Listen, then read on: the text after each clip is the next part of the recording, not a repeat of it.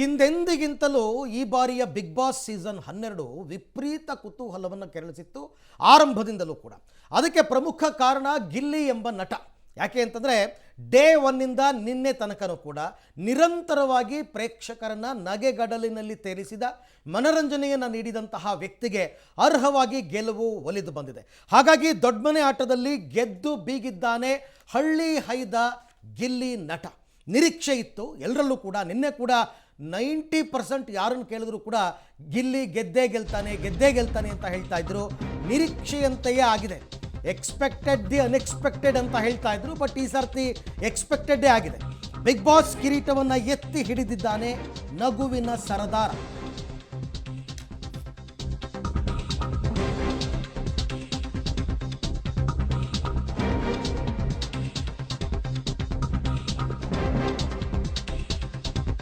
So ದೊಡ್ಡ ಮನೆ ಆಟದಲ್ಲಿ ಗೆದ್ದು ಬೀಗಿದ್ದಾನೆ ಹಳ್ಳಿ ಹೈದ.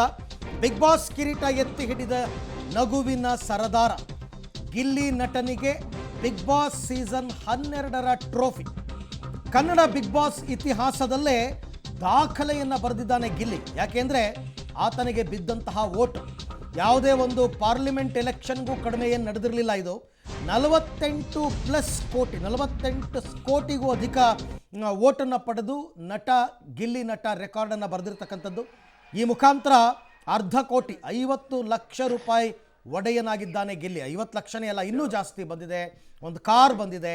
ಓಕೆ, ಅದು ಬೇರೆ, ಅದರ ಮೌಲ್ಯ ಬೇರೆ. ಆದರೆ ಗೆದ್ದು ಬೀಗಿರ್ತಕ್ಕಂಥದ್ದು ಬಹುತೇಕ ಬಿಗ್ ಬಾಸ್ ಪ್ರಿಯರು ಇಷ್ಟಪಟ್ಟಿದ್ದಾರೆ.